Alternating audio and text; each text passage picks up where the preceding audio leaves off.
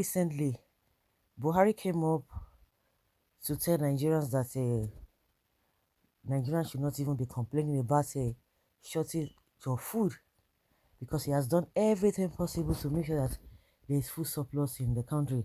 And one of the things that he did was to block the borders so that Nigerians can be producing what they want. Because at some point or one time, Buhari told Nigerians that they love foreign things too much, and he wants us to grow Nigeria, buy Nigeria, and grow Nigeria. That was what they said from the beginning. And when they talked about restructuring, it was on their, is it okay? No, not restructuring, diversification. They were talking about diversification. See, today, we've not been able to diversify anything. The only way, the only thing that we can really diversify, easily is through this agriculture.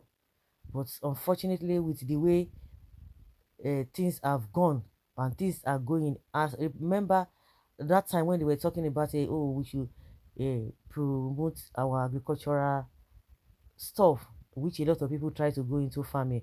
A lot of people came from abroad to come and establish because you can't take away food. Food is something that you cannot do without. As you are eating it, you are coming back. As you are eating it can come back. But when it comes to wears, you can wear one cloth for 4 years. If you have like two or three, you can be rotating them, or let's say for a very long period of time. But when it comes to food, as you are eating it in the next minute, it's digesting, and you have to go for food. So it is one of the lucrative business that one can do. A lot of people went into farming, but unfortunately, when Buhari talked about this visa of visa on arrival, who are the people that are going to be coming visa on arrival? It is these people from other countries who happens to be Fulani Esme, and now we know what havoc they have committed on the people. The governor of Benue State is still crying every day. He's still crying that this is getting too much. Of course, it went around the whole country, and people lost a lot of things. People who went into farming, they lost a lot of things.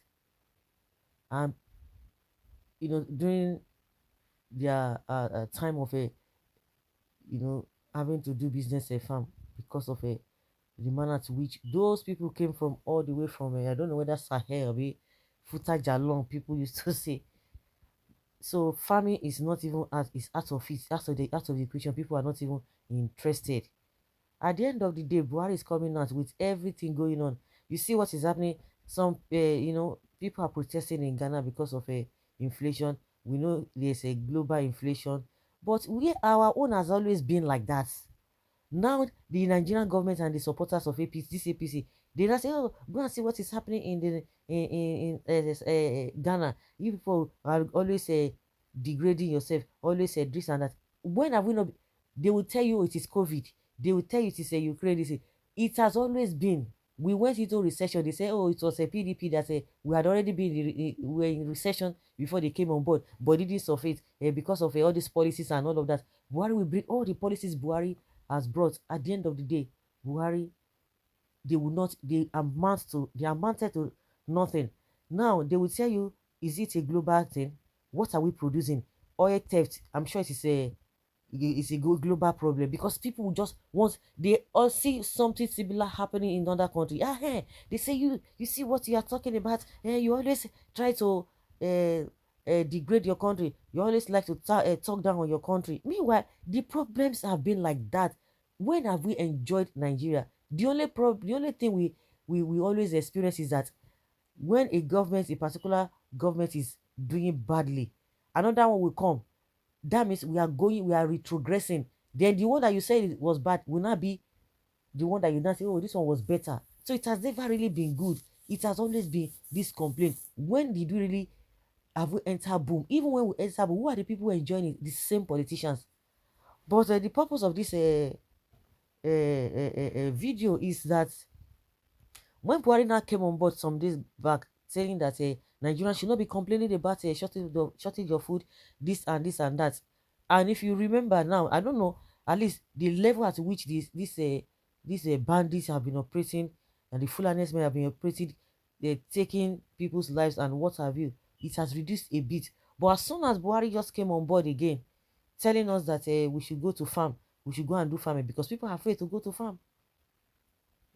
Why was the ESN created? Why was Igboho came out in the first place? Is it not because of this Fulani, same Fulani men? Where is Igboho today? Yes, they've chased him away. As soon as Buhari talked about people should go to farming, into farming again, these people they struck in his own state. They started with his own state again. I think yesterday, day before yesterday or yesterday. So, do you know the cook, the chief cook of the governor of that state has been dealt with? So, what do you call this kind of a thing? What do you call this kind of a thing? It's so pathetic. Buhari said we should go to farm. Now Fulani are kidnapping innocent citizens in the farm. Where are we heading to?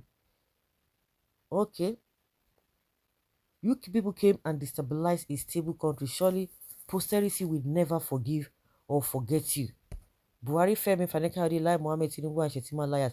The bunch of liars claim that the security has improved more than what it was in 2015. Okay, Buhari, go to your home state. Father, please touch their hearts to shun evil. Really? They will see all these people that you mentioned. It will not change anything. They will still tell you, even if the situation gets worse than what we are seeing now, they will tell you everything is fine. You know what? Because they are not affected. And why? Because they are so selfish. It is only about their own. So they use what is happening around them because they have security all over the place. They use that to judge themselves. And we know that this insecurity, it is more in some places than in other places. And those who are not even experiencing it in full scale, they are constantly looking at their shoulder or over their shoulders. Is that the kind of life that one needs to subject himself or herself into? It's just unfortunate. And all the things Buhari always say, it does not mean them. It doesn't mean well for this country. It doesn't mean well for this country. When I hear people say, "Oh, they have tried in the area of infrastructure," you must be a joker. Which infrastructure are you talking about? Before they came on board, was the country a desert, or what are we talking about?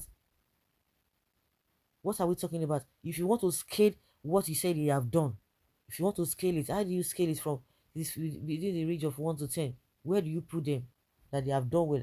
10 is the highest and 1 is the lowest. Where do you put them? I don't really understand. Today, it's been said that Babangida built third mainland bridge. Does that take away the fact that he didn't do well? Yes, he didn't do well. He didn't do well at all. So all of you who are still supporting him, I know maybe the only time you are behaving like the so-called politicians, the only time you agree that everything is fine, maybe when you are no more, will not be hearing. But as far as they are alive, no matter how bad the situation may be, they will tell you everything is still fine. That you are the one who is not seeing it from the right perspective. So guys, let's hear your opinion and have your take on this. Thank you.